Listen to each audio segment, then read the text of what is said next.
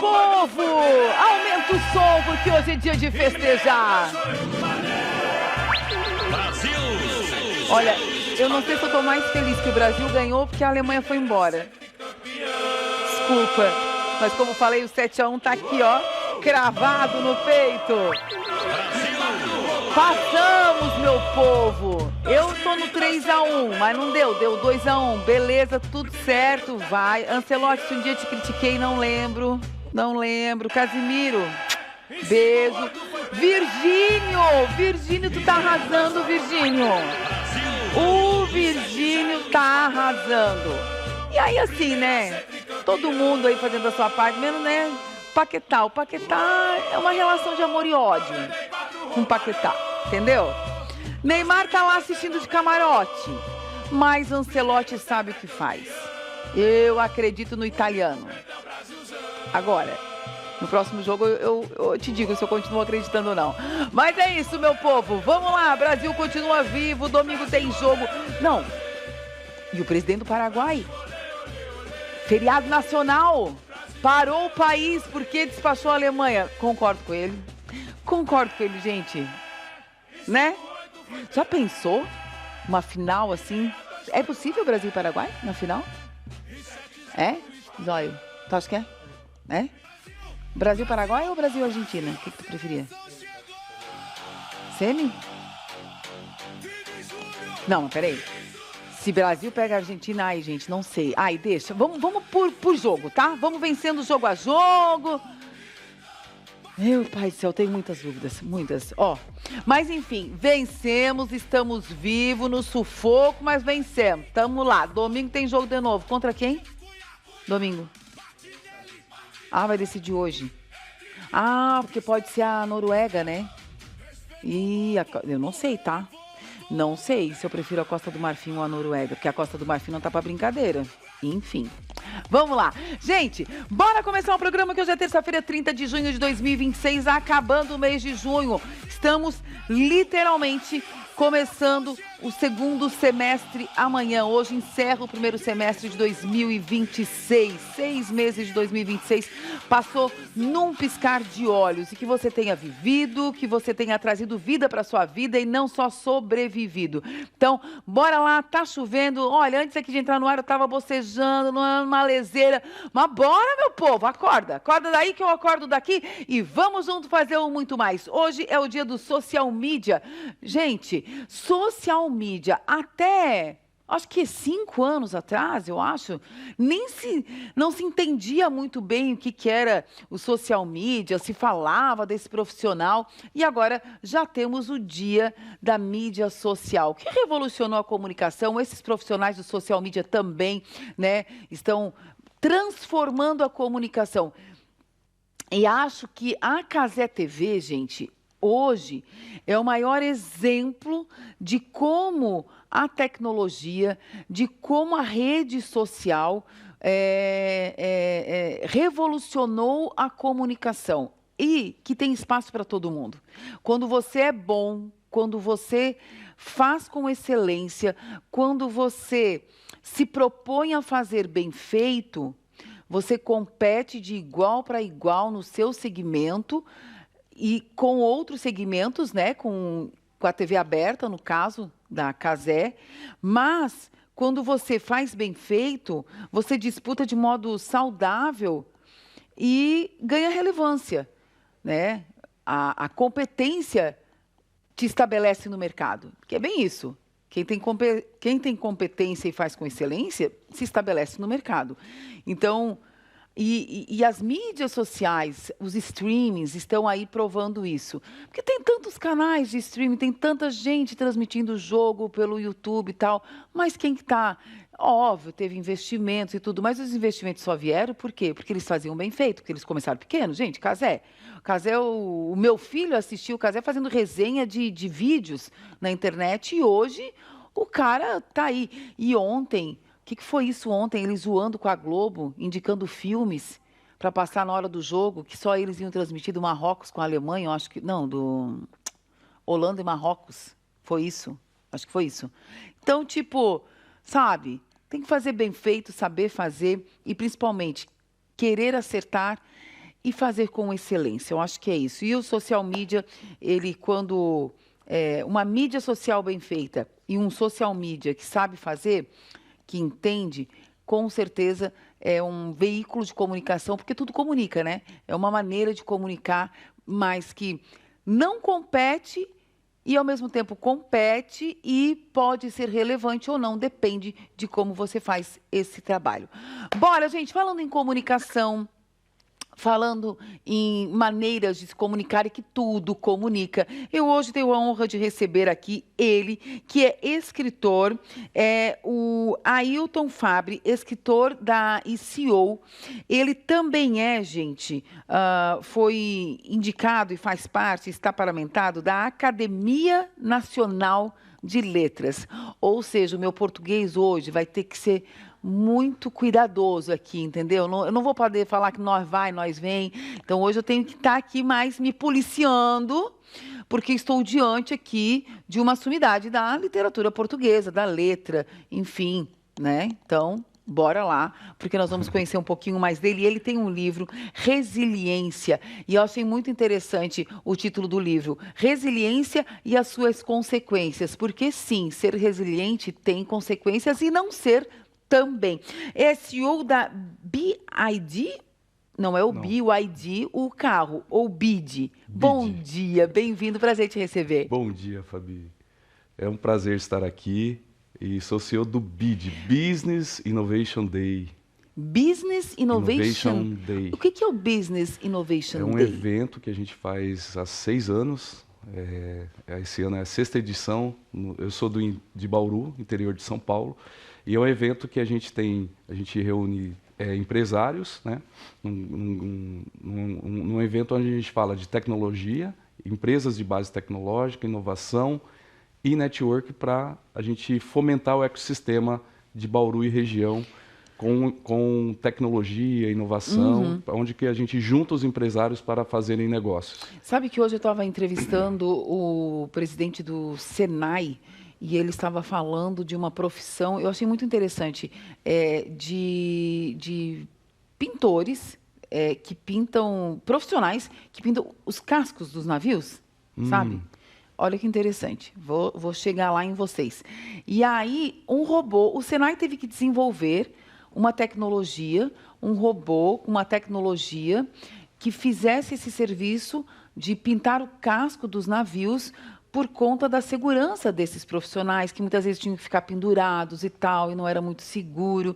E aí eles fizeram isso, e hoje esse robô é manipulado por técnicos, por profissionais, e a capacidade de atuação do robô é 1000 vezes mais que o ser humano. Mas, ao mesmo tempo, criou uma outra linha de trabalho, que é quem manipula o robô. Então, a tecnologia está tudo linkado hoje em dia, não tem como, né? Ela vai criando novos profissões e vai tirando algumas profissões antigas. É igual a gente pensar na Revolução Industrial. Algumas profissões que eram manuais foram substituídas pela máquina, pela evolução, pelo desenvolvimento das fábricas na época, e agora é a mesma coisa com inteligência artificial. Talvez você tenha visto aqueles primeiros cachorros com inteligência artificial. Me assusta. Há uns 3 anos atrás, 2 anos atrás. Mas ainda me assusta, tá? E aí tem a pessoa que hoje opera ele, em algum evento. Então, a gente tem até uma empresa que contratou uma pessoa para ir nos eventos e mostrar que ele é tipo um showroom. Então, ele leva coisas de tecnologia. E ele contratou uma pessoa e ele registrou, deixou... A profissão dele era operador de Cyberdog. Cyberdog. Cyberdog. Não sei nem se tem KNAI para isso, né? É um cachorro tecnológico, né? Será que já Cyborg. tem KNAI? Vai abrir lá a empresa, o que você... eu sou operador... De Cyberdog. De Cyberdog. Deixa eu procurar o teu KNAI, que não tem ainda, mas vai ter que criar, né? Vai ter que criar a profissão. Mas, ao mesmo tempo, Ailton, você pega e escreve um livro.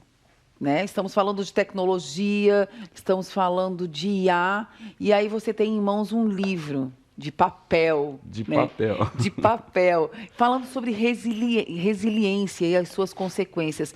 Essa mudança tecnológica, essa adaptação do homem às novas tecnologias, à IA, se não formos resilientes e entendermos essa transformação, vamos ficar para trás?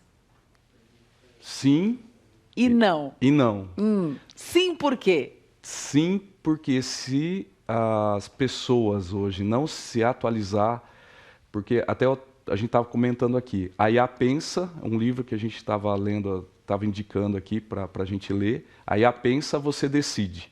A gente está num momento agora que a IA já deixou de ser aquele hype, todo mundo falando sobre IA, as empresas estão já utilizando, principalmente empresas maiores, de consultoria, multinacionais, elas estão colocando IA quase em todos os setores, departamentos. Serviço público, né? Serviço público Os tribunais vai começar, de justiça, desembargadores, tudo estão usando IA. só que ela não vai ser tão, nesse momento, ela não vai ser tão automatizada que ela não precise de um ser humano revisando ou aprovando ou entendendo o que ela fez. Tá. Porque ela é muito boa. Então, a IA hoje já nos supera em todos os não te assusta? requisitos.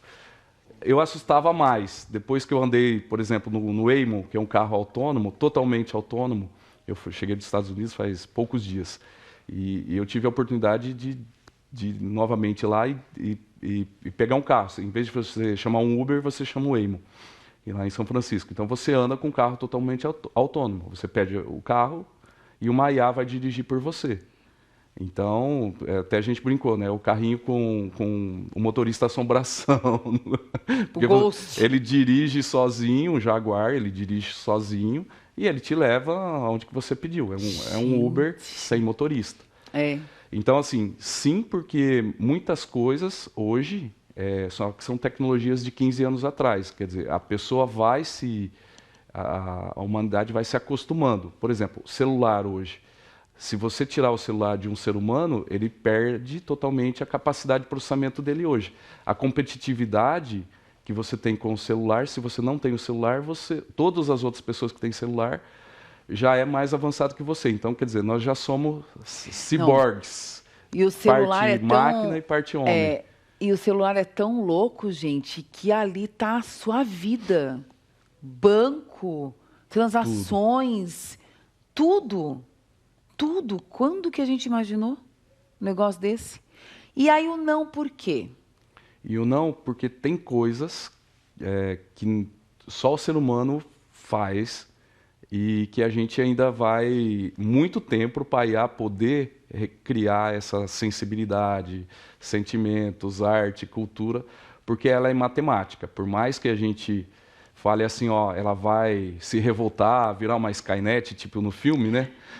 Ela vai se revoltar, sair... Sim, vai ter vida própria? Vai ter vida própria. Ela ainda é muito matemática. Ela é probabilística. Não tem como ela ser... Ela não tem a alma, ela não tem a cognição do ser humano ainda. Né? Eu falo ainda porque... Não, esse teu ainda, tu tirou da minha... O ainda quer dizer que podemos ter uma virada de chave em algum momento. Em algum momento, mas eu acredito... Tanto é que os especialistas... A gente teve numa fábrica de robótica e o cara que estava palestrando para nós, o Alex, né, ele falava assim, olha, eu estudo o que saiu de IA nas 2 últimas semanas, porque o que saiu... há um mês atrás, 2 meses atrás, atualiza tão rápido que não importa tanto.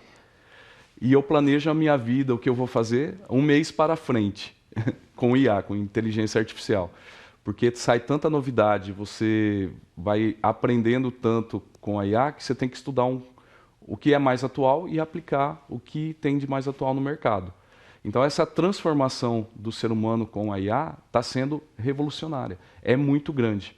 Então, assim, na maneira de pensar, na maneira de pesquisar, de gerar novos produtos. Então, o que acontece é que a gente está gerando uma dependência muito grande da inteligência artificial. Então, cada vez mais, ela vai fazer... Ela já faz parte, né, dos algoritmos da rede social, do YouTube, mas a gente não... era uma IA velada, vamos dizer assim. Como hoje IA a gente fala muito sobre o tema e hypou, né, todo mundo está usando, faz com que ela fique mais transparente para nós. Mas, por exemplo, a inteligência artificial já existe desde os anos 50, 60, que não como ela é hoje, mas sim automatização através de software, né? E algoritmos inteligentes, algoritmos que tomavam decisões sozinhos. A IA foi se modernizando, gente, também, como Exato. a gente. A IA foi se modernizando. Vamos falar do seu livro, Resiliência e suas consequências? Quais são as consequências de sermos resilientes? Esse livro, eu falo um pouco da história do empreendedor, dos desafios, medos, vitórias, sucesso.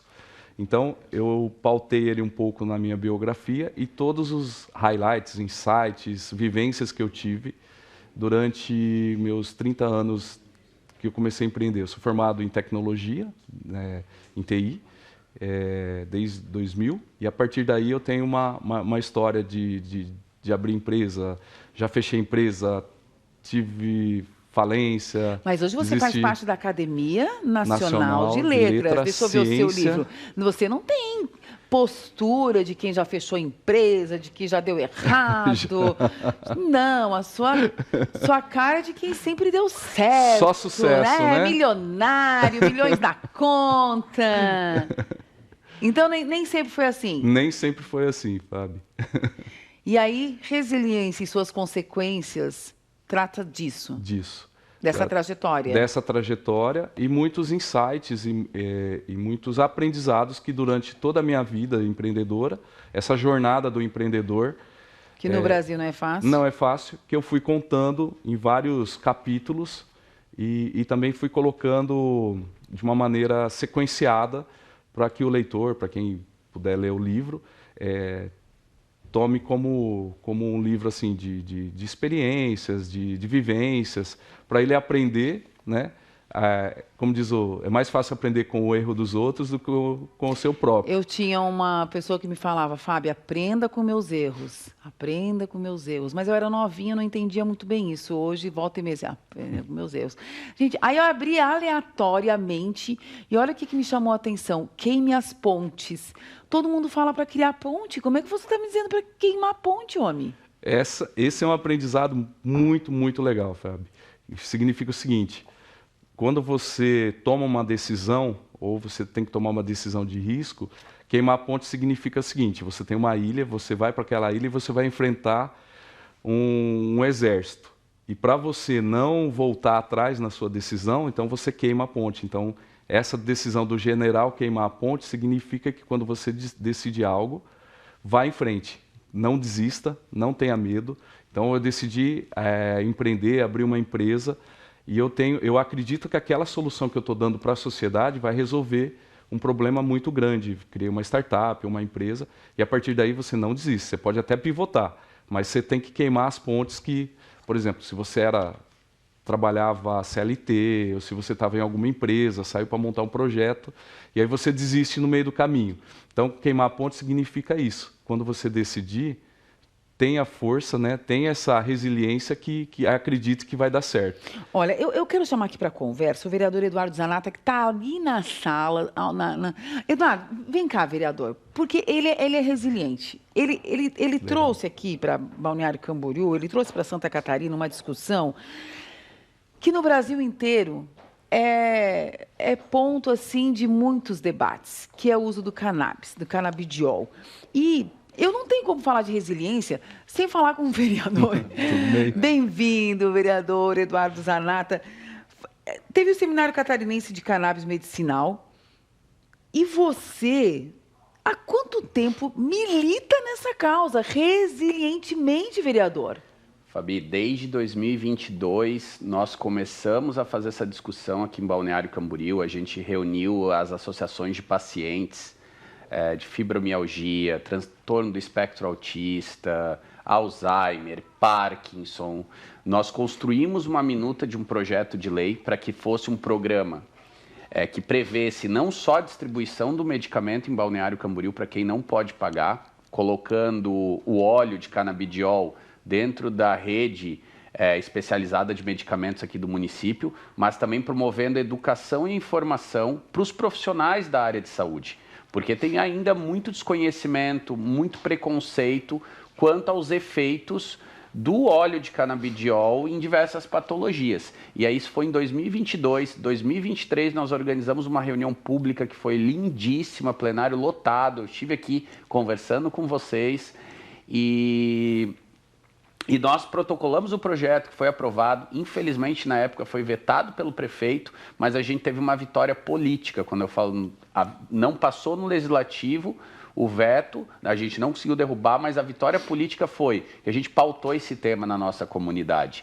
E a partir disso desenvolvemos um projeto, 24 mulheres da Associação de Fibromialgia de Balneário Camboriú e Camboriú, junto com a Santa Cannabis, recebem esse óleo desde então, está sendo acompanhado por especialistas, um relatório por um pesquisador da Universidade da Integração Latino-Americana em Foz do Iguaçu, e aí construindo com a Fiocruz a importância desse debate aqui em Santa Catarina, nós conseguimos realizar na semana passada o primeiro seminário catarinense de cannabis medicinal, que aconteceu no auditório da Univale aqui em Balneário Camboriú. Para ver, nós estamos falando de inteligência artificial, nós estamos falando de resiliência, nós estamos falando de assuntos que parecem desconexos, mas que no frigir dos ovos está tudo interligado, porque precisa de informação, precisa de entendimento, precisa de tecnologia, tem a Fiocruz envolvida, tem a sociedade, tem a comunidade. E se nós não formos resilientes em manter o propósito mesmo, eu acho que é isso, né? O propósito, o vereador tinha um propósito, precisa ajudar esse povo precisa ter acesso. Você tinha um propósito, tem uma empresa, não deu certo, mas eu tenho que me reerguer. Porque muitas pessoas, e eu sempre falo aqui, nós estamos terminando o semestre, e às vezes eu brinco aqui, o que você fez? Você prometeu lá no início do ano que ia fazer algumas coisas, e não fez. É academia, é cuidar da saúde, sei lá, ser uma pessoa melhor, enfim. E nós estamos em junho, e as pessoas esquecem desses propósitos, e deixam de lado, e às vezes são vencidas pelo cansaço. E aí entra a resiliência. Olha, eu admiro esses dois. Vamos fazer o seguinte, não estava no roteiro assim, mudei o roteiro, mas os dois vão ficar aqui, a gente vai conversar sobre isso, sobre o uso do canabidiol, do cannabis, sobre a resiliência, sobre a Academia Nacional de Letras, inteligência artificial, vamos misturar tudo. Depois do intervalo, rapidinho, a gente já volta.